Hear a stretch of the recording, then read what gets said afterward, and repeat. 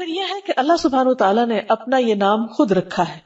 اضافت کے ساتھ بھی اور اس کے بغیر بھی، اور حقیقت یہ ہے کہ تمام انبیاء بھی اس نام کو استعمال کرتے رہے ہیں۔ ہم دیکھتے ہیں کہ سورۃ البقرہ میں اللہ تعالیٰ کا ارشاد ہے، اللہ تعالیٰ جب یعقوب علیہ السلام کی وفات کا وقت ذکر کرتے ہیں کہ ام کنتم شہداء اذ حضر یعقوب الموت اذ قال لبنیہ ما تعبدون من بعدی، کیا تم حاضر تھے اس وقت جب یعقوب کو موت آئی، جب اس نے اپنے بچوں سے کہا کہ میرے بعد تم کس کی عبادت کرو گے، کس کے آگے جھکو گے؟ تو انہوں نے کیا کہا؟ نعبد الہک و الہ آبائک ابراہیم و اسماعیل و اسحاق الہ واحدا ونحن لہ مسلمون، ہم تیرے معبود نعبد الہک، اس کی عبادت کریں گے۔ یہاں بھی لفظ الہ استعمال ہوا کہ جب عبادت کی بات ہے تو پھر ساتھ ہی الہ کا لفظ آ جاتا ہے کہ وہ خاص معبود جو عبادت کا مستحق ہے۔ تو تیرے معبود اور تیرے آبا یعنی ابراہیم، اسماعیل، اسحاق، ان سب کے الہ کی جو ایک ہی الہ ہے اس کی ہم سب عبادت کریں گے۔ تو گویا یعقوب علیہ السلام اپنی اولاد کو ایک اللہ الالہ کی عبادت کی تاکید کر کے گئے، وصیت کر کے گئے۔ پھر اسی طرح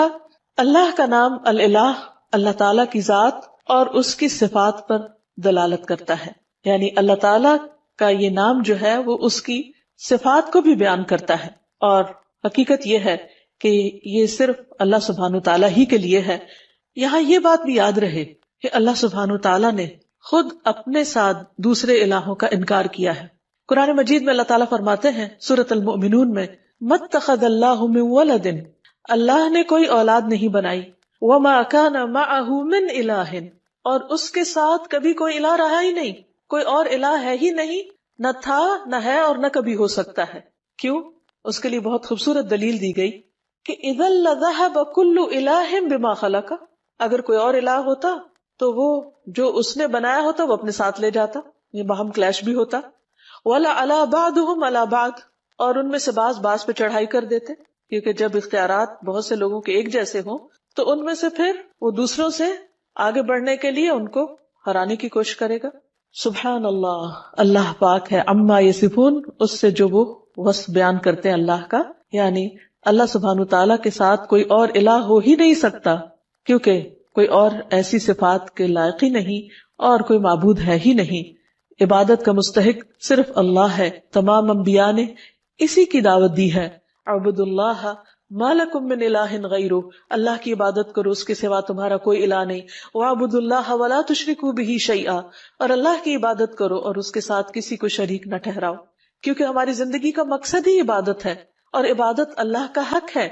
اس لیے ہمیں سوچ سمجھ کر اس حق کو ادا کرنا ہے۔ ایسا نہ ہو کہ ہم کوشش بھی کریں، محنت بھی کریں، لیکن وہ اس کے ہاں قبول نہ ہو جس نے دراصل ہمیں پیدا ہی اس کام کے لیے کیا ہے۔ معاذ رضی اللہ عنہ سے مروی ہے کہ نبی صلی اللہ علیہ وسلم جس گدھے پر سوار تھے، میں اس کے اوپر آپ کے ساتھ پیچھے بیٹھا ہوا تھا، سواری کر کے کہیں جا رہے تھے۔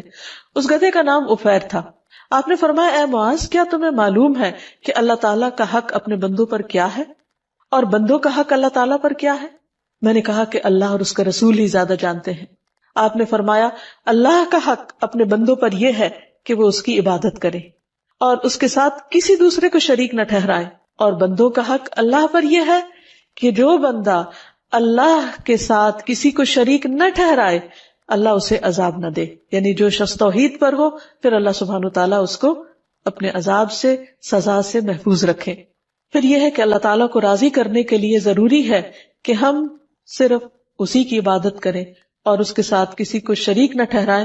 اور اللہ کی رسی کو مضبوطی سے تھامے رکھیں اور کسی تفرقہ بازی کا شکار نہ ہو۔ پھر یہ بھی یاد رہے کہ جو شخص اللہ کو اپنا الہ مان لیتا ہے وہ سلامت رہتا ہے۔ قرآن مجید میں آتا ہے الذین آمنوا ولم یلبسوا ایمانہم بظلم اولئک لہم الامن وہم مہتدون، جو لوگ ایمان لائے پھر اپنے ایمان کو ظلم یعنی شرک سے آلودہ نہیں کیا، یعنی اللہ کا حق عبادت کسی اور کو نہیں دیا، اس کے ساتھ کسی اور کو شریک نہیں کیا عبادت میں، یہی لوگ قیامت کے دن امن میں رہیں گے اور دنیا اور آخرت میں یہی لوگ ہدایت یافتہ ہوں گے۔ پھر اگر کوئی شخص اللہ سبحانہ تعالیٰ کی حفاظت حاصل کرنا چاہتا ہے، یعنی اس کے عذاب سے اللہ کی پناہ میں رہنا چاہتا ہے، تو اس کے لیے بھی یہی ضروری ہے کہ وہ الالہ ہی کی عبادت کرے۔ رسول اللہ صلی اللہ علیہ وسلم نے حضرت معاذ سے فرمایا تھا احفظ اللہ یحفظ کا، اے معاذ اللہ کی حفاظت کرو، یعنی اس کے حقوق کی حفاظت کرو، اس کی عبادت میں کسی کو شریک نہ کرو، یحفظ کا، وہ اللہ تمہاری حفاظت کرے گا، احفظ اللہ تجدہ تجاہک، اللہ کی حفاظت کرو یعنی اللہ کے حق کی حفاظت کرو، تجدہ تجاہک، تم اسے اپنے سامنے پاؤ گے، پھر جب تمہیں اس سے کوئی کام ہوگا، ضرورت ہوگی، تم اس کو پکارو گے، اور پکارنا بھی تو عبادت ہے، تو وہ تمہاری پکار سنے گا، تمہاری مدد کرے گا اور تمہاری محتاجی کو بھی دور کرے گا۔ عام طور پر ہم یہ سمجھتے ہیں کہ اگر ہم اللہ سبحانہ وتعالیٰ کی عبادت کریں گے تو شاید زندگی ہم پر مشکل ہو جائے، ہمارے حالات تنگ ہو جائے، یا پھر ہمارے لیے دنیا کے کام کاج کا وقت نہ بچے۔ حالانکہ حقیقت اس کے برعکس ہے۔ اللہ تعالیٰ فرماتے ہیں، حدیث قدسی ہے، اے ابن آدم، یعنی اے آدم کی اولاد، تم اپنے آپ کو میری عبادت کے لیے فارغ کر لو، یعنی میری عبادت کے لیے